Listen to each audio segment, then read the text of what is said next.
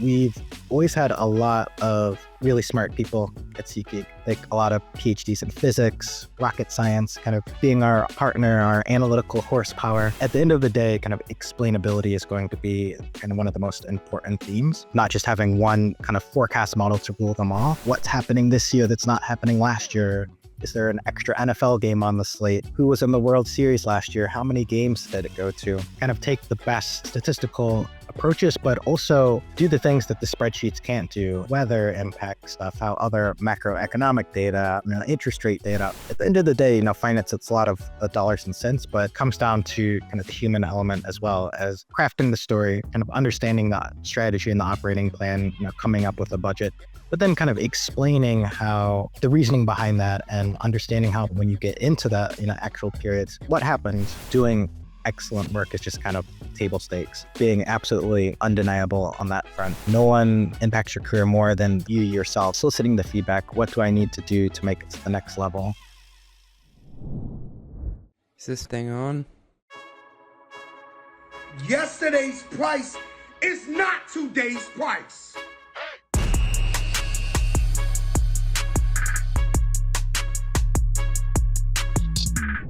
Welcome back to the Run the Numbers podcast. Today, my guest is Teddy Collins, EVP of Finance at SeatGeek, where he's helped scale the company from first in-house finance hire to a tech-forward team supporting one of the most dynamic businesses in live events.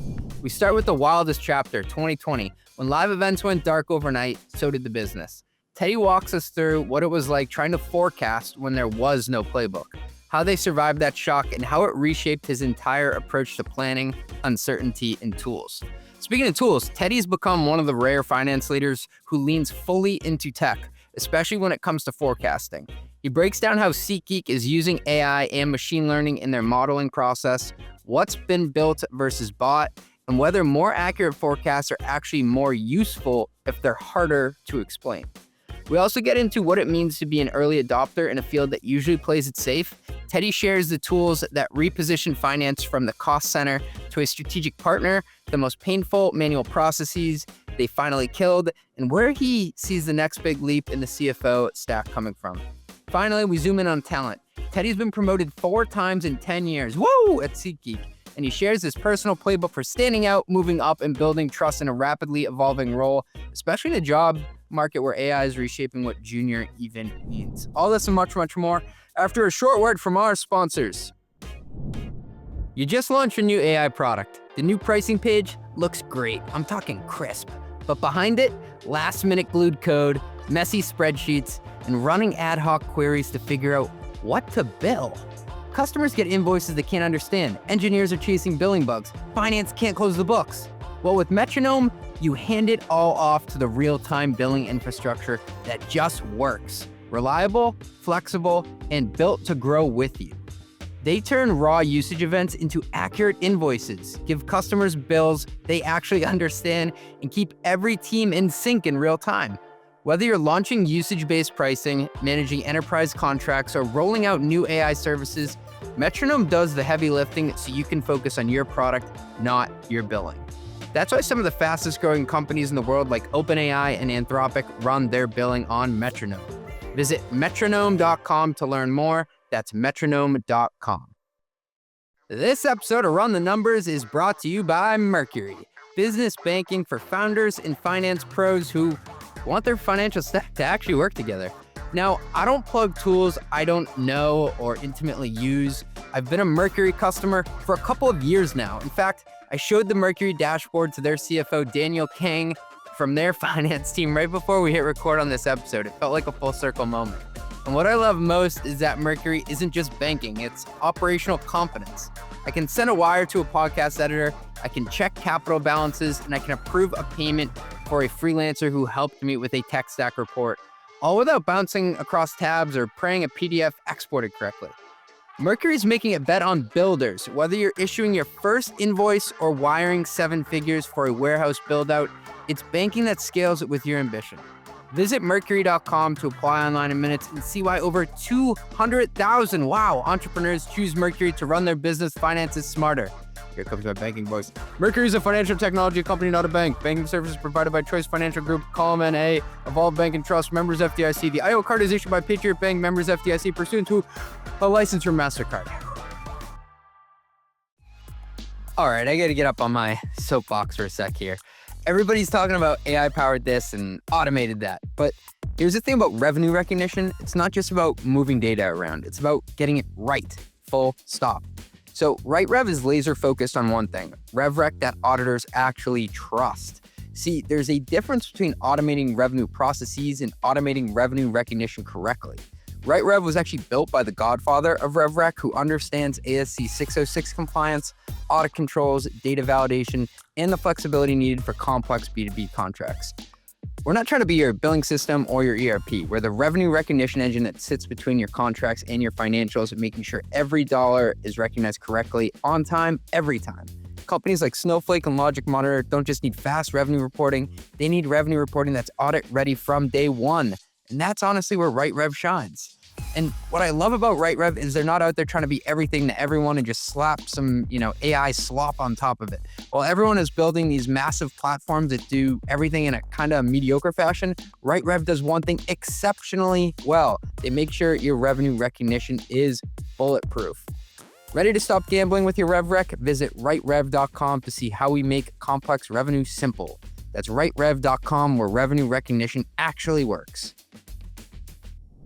Teddy, thanks for joining me on the podcast. Thanks for having me. Excited to be here. This is like the confluence of so many things because me and you, both finance professionals who are passionate about live events. And I was just saying before we hopped on, there are so many major moments of my life and memories that are linked to an experience that did start on SeatGeek in some way, shape, or form. It's great to hear, and also kind of amazing kind of experience. And sure, we'll get into it over my coming up on 10 years at SeatGeek. So you have a great work environment, but also be around such an exciting industry. And one of our small but cool perks is we get a little bit of a ticket discount each month. So kind of counted up my prior events, even with a few years of not having live events, 93 purchases on SeatGeek. So let me know if you're lower or higher than that one. I'm a little bit lower. I did have one complaint before we start though.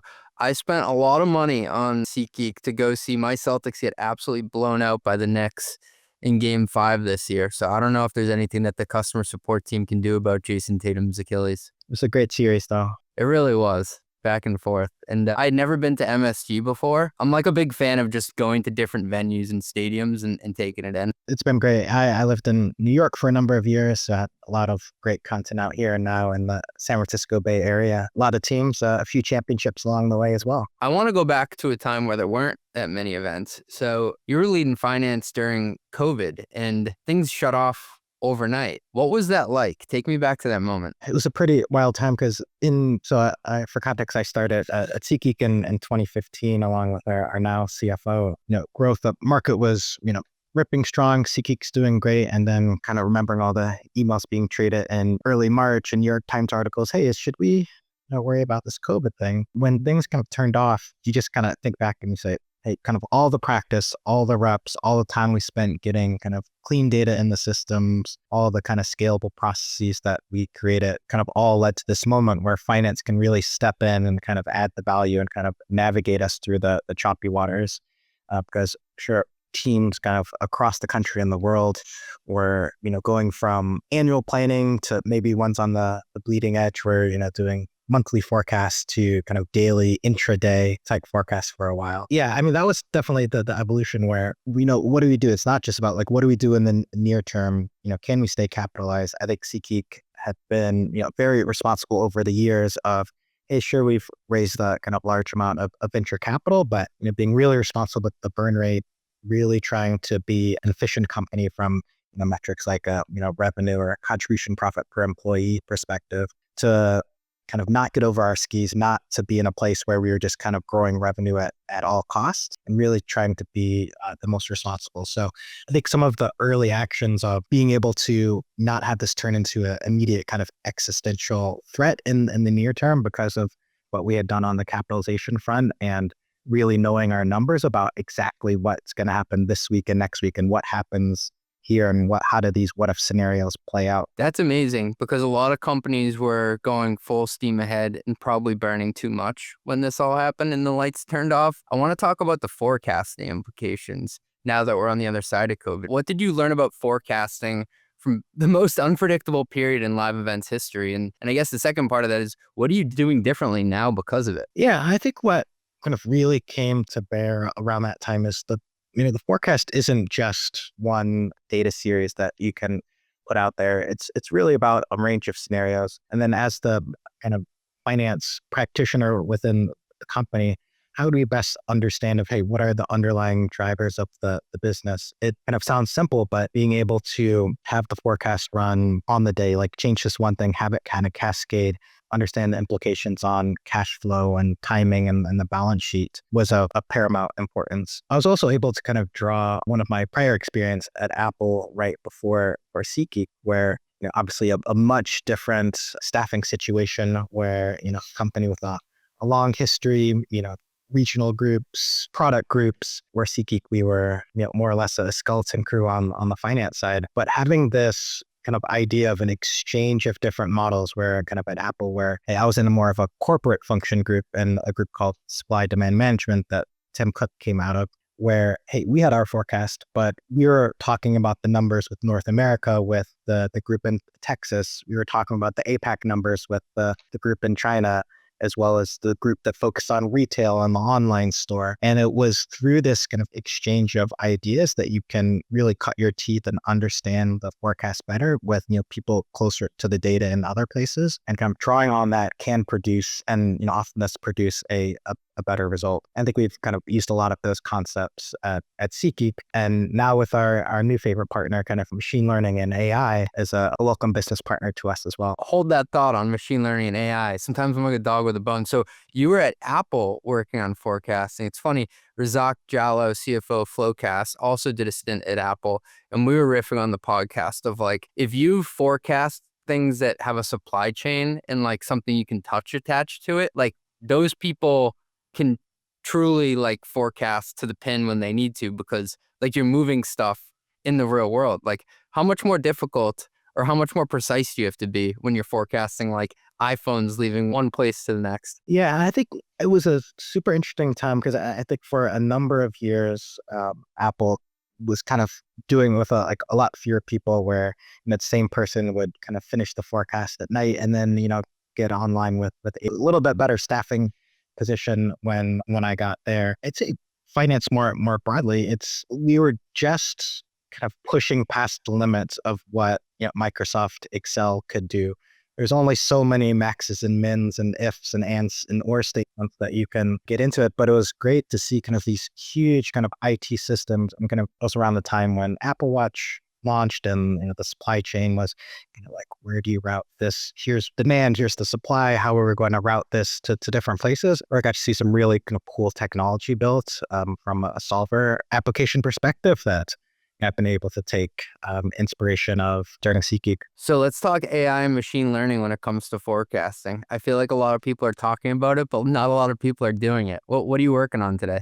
Yeah, I think different group read kind of Gartner surveys where probably the majority of finance orgs are at least testing AI and kind of poking around in some way, shape, or form. And then some companies are a little bit farther along and have created more mature things like chatbots and other forecasting tools. Yeah, I think we're taking a hybrid approach. We've always had a lot of really smart people at SeatGeek, like a lot of PhDs in physics, rocket science, kind of being our partner, our analytical horsepower on the other side, where we're kind of covering the dollars side of it. And I think one thing that we learned from early on is, at the end of the day, kind of explainability is going to be kind of one of the most important themes. And also kind of piggybacking on that other concept of not just having one kind of forecast model to rule them all. Like one thing we've done in the last couple of years that has worked out really well is this concept of the multi-models. So having our marketing channel dimension model, having our event category models where we take more traditional finance approaches, where think kind of the year over years and what's happening this year that's not happening last year. Is there an extra NFL game on the slate? Who was in the World Series last year? How many games did it go to? Now kind of pairing it with this kind of third dimension of machine learning forecasts that our analytics work kind of take the best statistical approaches, but also do the things that the spreadsheets can't do and understand how things like weather impact stuff, how other macroeconomic data, interest rate data, all these other factors. I'm also old enough to remember when Excel went from 100,000 rows to 1,000,000 rows, but it's really easy to push through past the limits of that. And also when Google Sheets went from 500,000 cells to whatever it is now, but you certainly don't want to be butting up on the limits of spreadsheets for the forecasts. First of all, I'm very impressed that you knew how many rows Microsoft was at and went to. That's amazing. It was a big moment. I think one of my prior jobs did have a highly accurate model, accurate within 0.3%, but it was one of those, you hit F9, go to lunch, come back an hour later, and the model's finished running. Hey, thanks for listening. We'll be right back after a word from our sponsors. Did you know that around 40% of manually processed invoices contain errors, missing data, bad codes, duplicates? And those mistakes don't just slow your finance team down, they cost you money. That's why global finance automation matters. It's not just about saving time, it's about keeping your business safe from costly errors. And that's exactly what Tipalti does. Tipalti is the serious AP solution for serious business. Tipalti automates the end-to-end payables process, handling everything from onboarding suppliers to global payouts, all so your finance team can breathe again. More than 5,000, of the world's most ambitious businesses already rely on Tipalti to make payments in over 200 countries and 120 currencies. With baked-in security and tax compliance, Tipalti gives you the confidence to scale globally without adding extra finance headcount. Give your finance team their time back. Don't let bad invoices drain good money. Visit tipalti.com/run-the-numbers. Tipalti.com/run-the-numbers. Tipalti, serious AP for serious business. So if you listen to this podcast, you'll know that I am incredibly passionate about the FP&A space because that's the route I went to get to CFO. And I want to tell you about a tool that has exploded over the past few years. It's called Aleph. And I remember getting outbounded by them about 2.5 years ago, and I actually took the bait because they claimed to be able to do a demo with my live data, with me right there on the call. And so I had to see it to believe it. And it was the founder running demos back then. Shout out Albert, hope you're listening. And he connected my NetSuite and built my P&L using their Excel add-in in like 15 minutes. And I was really impressed. Since then, Aleph has gone on to raise money from some of the top VCs out there, and they've built an impressive roster of customers. Many of their customers have been on the podcast, like the CFO at Turo, 8 Sleep, and Zapier. They're all really big champions and supporters of Aleph like me. But it's not just an Excel add-in. Aleph also allows finance teams to work with their live cross-system data using Google Sheets and their web app. And that's cool because it gives teams the option to support a wide range of needs and workflows like budgeting, forecasting, and variance analysis. And speaking of variance analysis, they're doing some really cool things with AI-powered variance analysis. It basically allows you to figure out what's going on and why, and it takes the time that you'd usually spend from hours to minutes. It's really cool. And so I highly recommend checking them out and taking them up on that demo or trial, just like I did back in the day. And you can learn more and get started at getaleph.com/run. That is getaleph.com. aleph.com/run. Tell them CJ sent you. A messy or missing cap table might not just slow you down, it could cost you your next fundraising round. VCs get flooded with pitches, and if your equity is confusing or missing, they'll move on fast. Fidelity Private Shares is an all-in-one equity management platform that helps you maintain a clean cap table, an organized data room, and a clear equity story. Schedule a demo at fidelityprivateshares.com, mention mostly metrics, and get 20% off. We had this planning model at a software company, backup and recovery, called Veeam Software that I worked at, and I ran FP&A there. And we would literally refresh it, all the VLOOKUPs and stuff in it, and we would drive and go get lunch together, go get a meatball sub, come back, and it was done, hopefully refreshing by then. And then you also had like the version control issues back then of like things didn't always autosave. So just to be totally sure, you would version up again.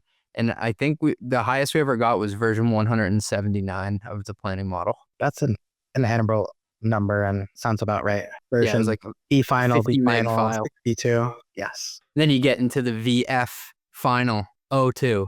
For real this time. Well, some of that still comes into play when I think about how we name off now that we've got the bigger fancy enterprise grade planning and performance management tools where kind of versions so you can kind of look back and understand how things have resulted. So trading one problem in spreadsheets for another one in systems. But one thing remains the same, or one theme remains the same, and that's this concept of explainability. Can you explain to me why explainability is important in a model? Maybe one day in the future when AI and ChatGPT is so good where we can just write the prompt, it comes out the forecast, and it's so accurate that we don't have to go back and kind of test it and understand. But at the end of the day, finance, it's a lot of dollars and cents, but it comes down to kind of the human element as well as crafting the story, kind of understanding the strategy and the operating plan, coming up with a budget, but then kind of explaining how the reasoning behind that and understanding how when you get into the actual periods, what happened, what changed. And if you have no matter how good the model is, if you can't explain, hey, what went into that top line revenue or top line GMV number? What if this happens? What if that happens? If you can't have some of those conversations with the model, it ends up breaking down as soon as you get outside of the tolerable error bounds. So I think that's was some of the early learnings where kind of when I think about the very first kind of machine learning model that we were playing around with our analytics org coming up on 7-8 years ago now, was great, super complicated model, but it would kind of generate each morning, the Monday forecast versus Tuesday forecast. Hey, it changed 6%, what understanding why did that happen, and not having the dimensionality and not having some of those built in tools to understand the variance is what we've really been iterating on ever since. Something that I worry about is not fully understanding what the most sensitive variable in a model is or how things move just because I didn't build it myself anymore. How do you wrap your head around that piece of it when you're using machine learning? I think what these models are going to turn into, and I'm starting to see this in some of the newer planning tools out there, is it can help you understand what some of those more sensitive variables even are, and from a discovery perspective, and also auto-generating reports or presentations to kind of help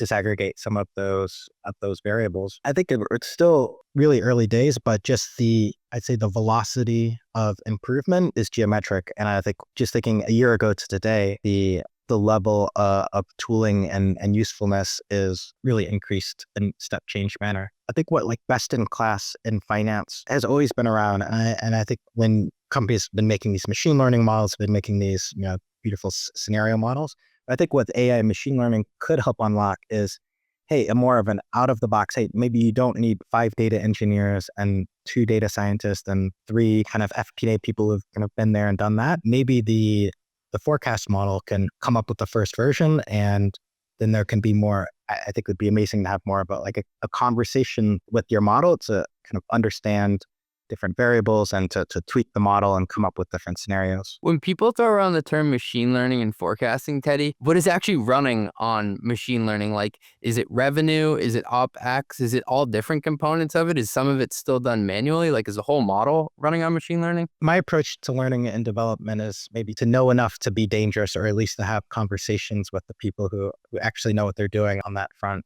And I think kind of my understanding is basically taking statistical models to the next level, and it's taking into account more variables. Kind of I touched on things like weather, kind of sell-through rates, things that aren't necessarily explicitly plugged into the model, but it can also, as it gets more data, gets smarter, kind of regenerates and gets better on itself, able to do things like picking up really quickly on new customer behaviors, seasonality changes, sales patterns, and things like that. How much more accurate are your forecasts now? I think getting a lot more accurate, but also a lot more understandable. And I think what some of the tooling has done for us is to help quantify some of that as well. I think we've maybe punched above our weight class, hopefully, kind of over the time as we've kind of gone from that series A, B, C, D, E journey. And as far as our forecasts and systems and processes, but really had a lot of great kind of tooling come out in the last few years. Our analytics team has a great new tool that is able to, when the forecast generates, you're able to kind of use drop downs, drill down, understand the different dimension values, see how that forecast has changed over time, right in kind of beautiful consumer grade BI tool looking environments. Playing in more of the high growth area, what accuracy means can be a little different. Oh, can you say more about that? That is so interesting. Yeah, I remember hearing a presentation from a Microsoft's business unit CFO a couple of years ago, where they talked about how they, for the first time, their machine learning forecast was more accurate than their finance team. And they were talking about decreasing the revenue variance from 2% to 1.5%. And I think it's kind of a different game when you have 40 years of historical data, large recurring revenue base, and it can just be different when you're creating a new product category or going up against other larger incumbents, where I think for us, kind of setting kind of reasonable kind of variance goals, where I think we've been very good at short-term forecasting, very good at long-term forecasting, and kind of filling it out in the middle when macro factors can play a bigger factor. I think that's been one big unlock for us this year, is being able to decouple performance versus, things like market size, where whether or not Taylor Swift is on tour can kind of definitely impact the size of the forecast, and, how many concerts are out there, and what's the touring schedule, and what are the events in the playoffs, and how many games, and integrating those into the forecast and budgeting process allows us to kind of control for those external factors versus kind of our own internal factors. It sounds like you've come a long way. Also, I can't imagine trying to have an Excel workbook that's forecasting rain delays for a Seattle baseball game and then also a Taylor Swift concert. So that part put me in a mental pretzel. But when you started at SeatGeek, you were actually the first in-house finance hire, I think. What was the state of things when you arrived, and what did you prioritize building out first? The company had been around since 2009. I came in late 2015. There were couple of people in the controller function, and then the now CFO joined just before me. And looking back, very fortunate to be able to kind of have the honor to build something from scratch. And before that, I mostly come from the world of investment banking, where you definitely burn the midnight oil, you get the deal done in 3 or 4 months, and then it's off to the next one. And it's very different kind of in the corporate and VC world, where you can build something and then, rebuild it. And kind of you look back 10 years later and say, hey, this is amazing, going from zero all the way to here, kind of improving it each time on the way. Yeah, looking back, company had been around 5-6 years when the first finance hire joined. Company had actually finished their Series C round before the first finance hire, which is pretty rare, but kudos to the CEO and the then office manager for keeping a really clean GL, which is still intact to this day. Definitely interesting time to start it in December of 2015. And my first day on the job was the day of our holiday party. An interesting environment to step into with all the new faces. At that time, I want to say 95% of the company was based in New York City. So a lot different from our 80% remote feel now. So having kind of everyone in one place was a great kind of high energy place to kick off. Teddy, what was one thing that you picked up when you first started and said, I'm going to pour my energy into this, I have to fix this today, that maybe isn't something that should have been top of the list looking back? Well, I'll start with some of the things that we built kind of early on that were really important. And it's kind of different coming in and inheriting systems and processes versus building it out for the first time. Kind of started early December. By January 1st, had built out our first 3-statement operating model, kind of that classic big Excel file with all the fancy triggers and scenarios and offsets and cohort math. And I think my approach over the years has been, don't be satisfied with something that just works, and be able to kind of take risks to kind of move the ball down the field and kind of see where the puck is going. I think we could build out the first budgets, the first Excel do-it-all files. And I think the kind of phase 2 is making everything more collaborative, blowing up, I think, our CFO's favorite Excel model in favor of Google Sheets. And, over a couple of years, building that out to this kind of 75 interconnected files. I think I still keep the workflow diagram, kind of understanding all the different data inflows and outflows. I think that's maybe I'll hang that on my wall at some point. That was a beautiful, beautiful concept. And then being able to throw that away to move to the enterprise grade planning stack. But when I look back, we did an acquisition back in 2017, a couple of years after I joined. Very well funded. We had a relatively simple business model back at that time, kind of being a ticket aggregator, ticket reseller. You went from kind of this consumer marketplace company to all of a sudden having a international B2B software company that was selling software in dozens of countries. We did a kind of pulled forward by a couple of years, kind of this page one rewrite of the entire finance stack. And we definitely did everything at once. ERP system, treasury management, close management, planning tools, and, brought in some of those big kind of legacy enterprise systems because, we're a big player now. I think looking back with the benefit of time, I think taking a bit longer, a bit more of a measured approach of, hey, let's get this anchor system in and let's start to see how it works and build around it with the benefit of hindsight would have worked better. A number of those systems are still in place, but thinking about some of the rip and replaces, 3, 4, 5 years later would have saved us a little bit of headaches. I'm still on your comment about moving from Microsoft Excel to Google Sheets. What was the mindset for that? Highly controversial in the finance world. I'll throw one your head might spin, but maybe from my time at Apple, I learned moving from PC to Macs as well. So very fringe take. But I guess for someone who, like my background in investment banking, being kind of the shortcut king, no mouse, all keyboard, I'm all in on Excel as the best tool in the history of finance and business. But I would say I've developed a passion about moving beyond spreadsheets. They are kind of amazing. And I think the more recent versions, kind of Office 365 and Excel with Copilot, certainly have things like Lambda, a lot of potential. But I think it's about so much more than what you can just key in on the computer. And as there's so much more data out there, so many more tools, moving beyond that, what you can do within those million rows and tabs and all those version names, doing it at scale, I'm about kind of moving beyond that. Teddy, just from talking to you, I feel like you're an early adopter of technology. And early adopter is not a term that's thrown around a lot in finance circles. Where do you think that mindset comes from? I think I've just been about just a very kind of curious person, really kind of want to dig in, really want to geek out about enterprise software. It's no joke, something I love to read about on the weekend. Taking risks certainly is not the standard approach in finance, but I think where finance is going and kind of what it takes to be excellent in the next stage, it's almost risky not to take risks, in my opinion. That's such a good line. It's almost risky not to take risks. Have any tools in particular helped you reposition finance as a profit center instead of just a cost center? Yeah, and I took a really a non-standard approach to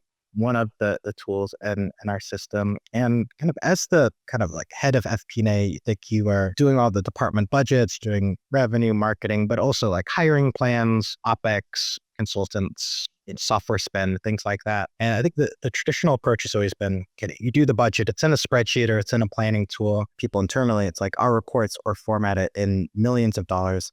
It's hard to tell an individual budget owner who might own a small T&E line item or is planning a particular party. I think one thing we always ran into, weren't able to get the highest service level is hey, how do you tell that person who has that $15,000 event budget, how are they tracking towards that? It would involve maybe if you set things up really well, you're 30 days later after the spend happens, you're exporting something from your ERP at the transaction level. You get that into a spreadsheet. You've got summits, you've got some charts. Our accounting team was really drowning in some manual processes, some of those kind of legacy tools that we implemented in 2017 and 2018. It was around kind of expense management and virtual cards and travel and things like that. I had some, let's say, downtime. I wanted to kind of keep burning at 120%. I said, hey, let me take on this RFP. Let me take this from a different approach, more from FP&A and budgeting approach of how can we give a better experience to the employees as well as the back office. And we looked at kind of 10, 12 different companies, ended up with a company called Brex. It was really kind of hit the trifecta where, doing things faster, cheaper, and better. And what does Brex do? Covers all things with corporate cards, employee reimbursements, travel management under, bill pay, all under one platform. What we've been able to do is take out over 20 hours out of the kind of month-end close process from tracking down receipts posting automatically. We've been able to achieve a 99.7% kind of auto coding rate on transactions from basically the card is swiped and it shows up in exactly the right GL, which exactly matches the budget. Reporting is available in real time. at the card level, at the sub budget, at the budget level. And it's really like the first time that in FP&A, like in my career, you've had this tool where you can both plan and have a plan, but also like operationally make sure that that happens with preventative controls. So it's been a huge unlock from a time perspective, an employee experience perspective, but also as a profit center. We've been able to move spend that was on employee reimbursements onto corporate cards, capture the rebate, and also move some of our AP onto the system that's unlocked over $500,000 straight to the bottom line to SeatGeek on an annual basis. And it's been a really kind of the first time to think of, hey, finance can be a profit center, making things more efficient, really decreasing the amount of time it takes employees who no longer have to do expense reports because everything's auto-coded, everything's kind of pre-approved. It routes, just look at your inbox and approve, and everything's coded how it should be. It was a very successful launch for us when we did our in 2023 some of our like internal software stack employee surveys. It came in at number 3, right behind Slack and Gmail. So that's a great victory tour for the Office of Finance to produce a tool that folks actually like. Did you say $500,000? Yes, it's been a multi-phase journey. I'd say about half of that was achieved just from kind of moving that employee spend from, spending money on their own credit cards, getting money back 30 to 90 days later. I can say with confidence that 95% of employees like to spend the company's money instead of their own money. I'd say there's a small cohort of power travelers who would love to get the Amex points on their own, but that's a big unlock for us. And then we've been playing around with moving some of the accounts payable, like vendor spend, onto card as well, which has also been easier to take advantage of preventive controls built in, things being auto-coded and really kind of streamlining a lot of approval flows. As a CFO, there's no better feeling than when you can take this massive spend and then put it on a credit card that you get points for. It's like the feeling that you get for like getting hotel points, like personally, like as a CFO, it's 10 times more. I remember we had this, it was the second biggest cost at our company, and it was an API that we were paying for, and we were able to put it on a Brex card. And it was just like this huge unlock, and like, I felt like I hit a 3-pointer from the parking lot once I saw us getting points on that. It was definitely a tough sales point. Those 5% of people are important power movers within the company. But one thing that we were able to do is we took that first $250,000 in savings, and I said, hey, we can actually fund a full like new engineering role to go do this, help get this new product over that's going to help also drive revenue. I think that was really the point where I think our executives and our department heads really got it. Hey, this is important. Let's get in line. And it's been a huge, massive success. So better for the accounting org, get the whole processes managed in under 1 hour per week. Highly accurate. Employees love it. No more expense reports. And then also from an ROI perspective, actually having more money come in is a great budget unlock for us. Teddy, I want to go back to how you communicated the savings there. I think this is a great lesson for any finance leader out there, because I would also always put things into the perspective of how many engineers does this pay for? Can you just talk about the communication aspect of that? Yeah, I think we really took a phased rollout approach where, hey, let's really stick the landing. Like, this is the software, you could be up and spending on, the first day, you can get it done. But it's really about like this big change management, this big mindset shift, going from 95% reimbursements, 5% card, to flipping the ratio. Now it's over 99% card versus reimbursement. And really kind of messaging like, hey, here is going to be the impact to you personally. On average, at these more kind of industry stats where each employee spends about an hour each month on expense reports, tracking down receipts from their email, or they lost one and they have to call the hotel to get their portfolio. That all goes away kind of in this Brex world, where think about kind of saving your 1,000-person company, that 1,000 hours per month, you get to be some real measurable ROI unlock, as well as kind of like this very affordable product that benefits employees, accounting, and the company overall. Teddy, you made a joke that I think you're actually serious, that you read about the finance tech stack on weekends. I want to dig into that with you. What area of the tech stack, and you can zoom in or out as far as you want, do you think is like most ripe for disruption? I think this kind of goes into the early adopter and kind of keeping my ear to the ground on stuff. I think the two concepts of, I'd say, would be planning, as well as I think this concept like orchestration, where for example, all the things that we've done on Brex, it's, when I talk to some like other customers at kind of these user groups where it seems pretty hard, pretty unattainable to, we've got 300 custom to get this 99.7% coding. We've got 300 custom rules, like this approval structure, this like very tightly integrated budget and sub-budget hierarchy where all these rules are saved and post against. And I think what AI is going to do for a space like that is just have it work like that almost out of the box, or have it learn your organization in a month or two and get to that. The concept of RPA, these repeatable automation process, these have been around enterprise org for decades. I think these tools have always been there, but what AI can do is go in there, kind of do it on your behalf, figure out what your organization needs, and kind of push those ideas to you, and you can say yes. And I think one thing that impressed me about Brex early on was just the velocity of the product innovation. I think the product that we bought, we loved, but what it's done since on things like the AI assistant and took the SeatGeek playbook and kind of just built it into the product, where now with some of what they've done in their latest summer release with their new policy engine is you can have what SeatGeek built, but it just works for you. And I think that's going to be a big unlock. I'm excited to see that make its way up the finance stack into things like planning. I'm starting to see that in some tools of, having that conversation with your budget or report of, hey, tell me about sales in this geography. Oh, break it down to this product SKU or this category. And I think the holy grail of where we'll get to is the machine doing the first version of the forecast and kind of going from there. And I think that will eventually be a huge unlock to give these FP&A folks a little bit of sleep. We will give them some sleep, but we also do need a human in the loop. How important is it to still keep that person for certain things to be the final yes or no? Yeah, I think there's still a long ways to go on this whole thing. And even I think about the super smart AIs and all the sci-fi, and will it be some Star Trek world where there's no money and there's no jobs because the AI does everything? A long way to go to there.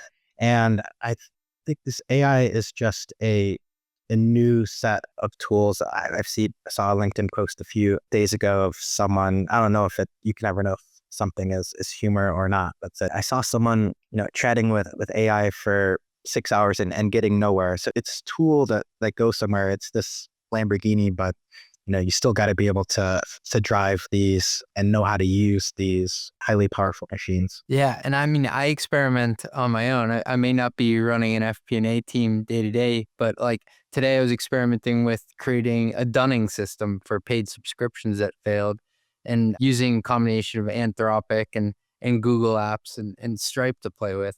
And these are things where I think I created a Ferrari, but then once I implement it, I realize it hasn't got out of the parking spot yet. So to your point, it's like we have half the sci-fi novel here. It's where the rubber hits the road. Yeah, I think kind of speaks back to the point of the most important thing is being able to learn. I'll go way back to my first job at JP Morgan, and thinking about first week, kind of a Wall Street legend comes and talks to us. Investment banking, you've got the folks who go to a school like Wharton, where they literally do discounted cash flows as part of their normal classes, where, other schools, my school had economics, but didn't have any applicable business skills that you can learn. And they say, like, where you start is not where you end up. And give me the person who's the most hungry. Give me the English major who's super hungry and who's going to learn.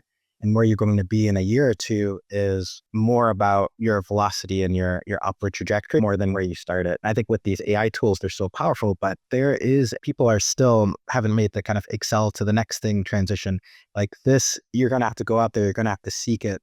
I think those that will be there and do really well are those who really get ahead and learn how to use these tools and make them useful, because it's going to take a while for them to just work out of the box. Let's talk about the FP&A team. That's, in my opinion, and I think your opinion too, like probably the part of the finance org that can be at risk of getting the most burnt out.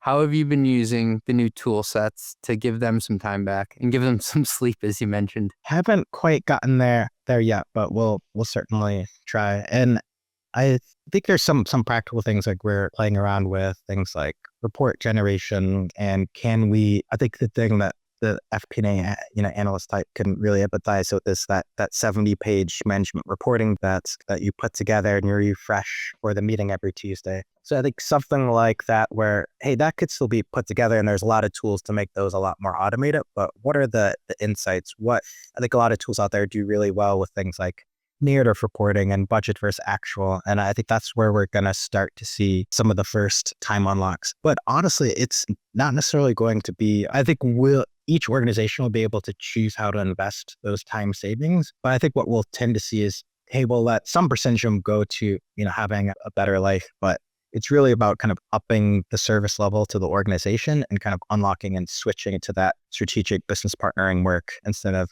cranking out data cleansing and other reports. When you mentioned the 70-page deck that has to be updated before each Monday management meeting, or the 120-page deck that has to be updated before every board meeting, even though inevitably they go off the rails. Well, it's the 50 hidden appendix slides, right? So who knows how big it even is. Yeah, it may be 340 slides, but I had a visceral drop in my stomach when you said that, just thinking back to how many nights. I was talking to my wife about this one time because I have this memory of us driving to go see her parents. They were 2 hours away at their house.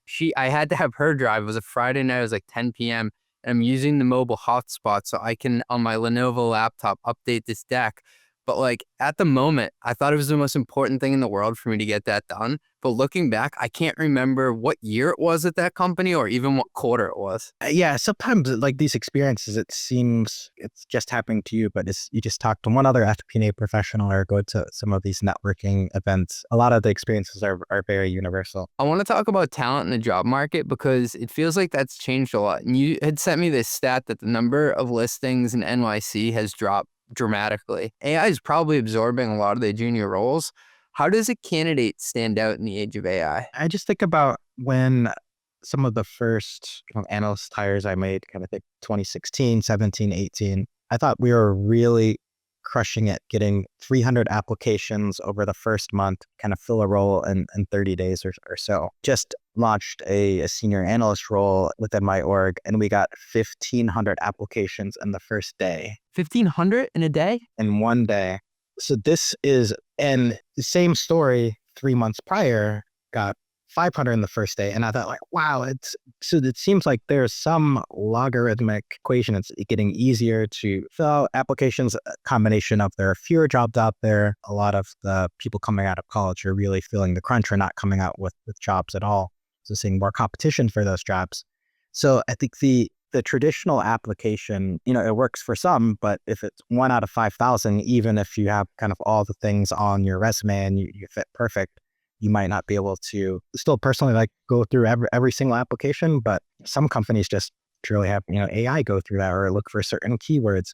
So I think that human connection, a combination of kind of knowing what you want, kind of making those connections with kind of real humans through your network is the kind of the single best thing you can do to have that warm introduction, that referral into a company. And you might even find, similar trying to find housing market, finding that house before it hits MLS listing service is the most important thing. I love that analogy, trying to get to the showing before the showing happens. I also think that it's going to make the concept of interviewing in person so much more important. You have to physically go in and present well in order to get the job. It's really changing. I think I've heard this at some other companies, and for other job types, but even having AI interviews, it seems a little bit of a weird concept where what ends up actually being important in these presentation skills, if AI is doing all the stuff, it's really, I think, putting pressure on the junior ranks. I think there's kind of this crisis of talent in Big Four accounting firms, getting people just interested in the area at all, but also the hottest job from 2, 3, 4 years ago, I think a staff software engineer. I remember the job that everyone wanted for the class of 2008 in college was investment banking and management consulting. But 5 years later, that was definitely not cool. It was about tech. It was about being a software engineer. But with companies like Microsoft, like Meta, saying that, hey, now 30% of our company code is written by machines, folks are really going to have to know, really supplement with other skills of being personable being able to network and be able to present and being able to use these tools to be useful within the organization. So let's say you are that 1 in 1,500 needle in the haystack, you get the job. How do you move up the ranks? I think I'll just kind of take a journey about kind of my approach over the years. And it's really about finding out where you can add value and be proactive. I think there are some companies or some larger companies have been in some of these roles where put your head down, you do great work, 2 years, analyst to associate, you kind of be on that track. But I'd say like within companies and within, for example, like high growth startups, you really have to be, my approach is be like, hey, I also want, I have this kind of large purview over FP&A, treasury, procurement, all the stuff, but I also want to be the best person for each one of those roles. And I want to stay really knowledgeable, always stay learning. And I think the concept of managers managing managers is over. Even at the VP and beyond ranks, keeping that hunger of learning, no job is too small, and staying kind of very useful, very close to the data can really see where the value unlocks. Some things I see where people are early in their career is they get enamored with the idea of, oh, hey, now that I'm a manager, I need to be thinking more about strategy and focus and kind of these high level concepts. But it's really kind of stay in the weeds, stay very knowledgeable, stay being the subject matter expert. And I think it will really pay off for you. I was speaking to Pedro, the CEO of Brex, and he hit me with this analogy like Johnny Ives, who invented the iPhone or designed the iPhone along with Steve Jobs. He would never say like, I'm managing the designers designing the iPhone. He would say, I'm helping design the iPhone. It's like, there's no room anymore for like the work around the work or like managing fiefdoms. Like you still have to be an amazing IC when you're at the top. Yeah, I think I've heard it described as like an ownership mentality is like whether or not you own shares in the company, really being accountable and really understanding things at the most granular detail where you can start to influence folks. And what you really want is people coming to you because you're so useful that you, just by them interacting with you, they can get the approval, they can get that budget unlocked, they can craft the case to grow their organization is a good place to be in. You've been promoted 4 times in 10 years at SeatGeek, which is incredible. Have you found any ways to advocate for yourself internally? Yeah, I think it's a multifaceted approach. I think at the core of everything is just kind of doing excellent work is just kind of table stakes. It's being absolutely undeniable on that front. But also, I think not all companies have it all figured out. And I think you have to kind of be curious and ask the questions and kind of take control of your own career. Like no one impacts your career more than you yourself. So kind of understanding, getting, soliciting the feedback. What do I need to do to make it to the next level? And I think I touched on it before, like some companies you can get on that track by just staying there and doing good work. But I think going back to 2020, when I really kind of dug in on HR and really kind of understanding the employee base, understanding things like compensation philosophy and career leveling. And I think we spent a lot of early investment at SeatGeek, living out a lot of those best practices and kind of creating those playbooks, creating those career diagrams where it's, hey, you can go in this org, stay on this track, or here's these 2 or 3 different pivot points. Take advantage of those and really kind of craft the story of what you want instead of just kind of searching, kind of going with the flow. I think as far as like staying in the details, just like one story that sticks with me that's still useful to this day is first month on the job, I ended up doing a tour of duty on the customer experience team where I was in Zendesk reading and answering support tickets from, real SeatGeek customers. And I think I put down the enterprise software reading for the weekends that month, and I was answering tickets in the morning. And it really helped me understand the business. I think from a finance perspective, when you just kind of see the numbers on the page and in the reports and the models, you can miss that human and that empathy standpoint. I think some immediately applicable things that came out of a project like that is just, for example, intimate knowledge of how we code our case categories and understanding ticket counts and the impact on workforce modeling. And that's still super useful nearly 10 years later, just talking about the workforce model with our support org yesterday and just my knowledge of in-house staff and the different levels and how we partner with BPOs, that early on experience really set me up for success and being able to be useful for them and really understanding how their orgs work. For example, I think the top expense for most companies is usually personnel and headcount. And in this day and age, getting headcount unlocked is very difficult at any organization. But I think for example, intimate knowledge of our workforce modeling really helped me help that org kind of not have all of those staffing, those positions have to have all these approvals and executive consent. Instead, it's like, hey, we've got this agreed upon model. We've got these efficiency targets. And when we need to unlock ahead because we see this growth in the forecast, we could just go ahead and do that and kind of cut out all that red tape. So I think definitely really proud of that work and still partnering with some of those people from those early days. Teddy, you said you were helping with support tickets. That's amazing. I want to ask about that because you're a guy who loves metrics. I love metrics. By the time they get to us, a lot of times they're summarized and they're distilled and filtered to a certain extent. Do you remember just like any of the anecdotes specifically of like those case tickets years ago that you were solving? Absolutely. Yeah. And I think what the kind of frontline support can do, like when it comes up all the chains, and I think the number one case category at that time is, hey, where are my tickets? Make the order. They're not in my inbox 1 hour later. And we've done a lot of great things on the fulfillment side. But, one thing that came out of, 5-6 years ago was, similar to what Domino's does with its pizza tracker, where it's like, hey, your order's received, your pizza is in the oven, it's being prepared, your order is ready, your order is on delivery, here's when it's going to get here. We were able to take that number one case category that was a large percentage of our tickets and basically eliminate that. And so it's a better customer experience. Now we don't have to have as much expense to cover that, or we can take more practice steps to understanding our customer base than having them reach out to us. Wow. I love that. Bezos would always say that when the metrics don't match like the feeling that you're getting, you always have to explore the anecdotes, and you would go to the customer support tickets. Well, yeah, love that example where he's in the weekly business review and calls the customer service line, puts it on speaker on the table, and like, let's see if it pick up in 1 minute. I love that story. I'm so glad you brought that up. I would hate to be the guy who said that they were going to pick up though, and he's staring at you for like 19 minutes. Sometimes the metrics don't. You have to double click, make sure there's not an agenda going on there. All right, Teddy, I'm going to take you into what we call our long ass lightning round. So you're a successful guy, like we said, promoted 4 times in 10 years.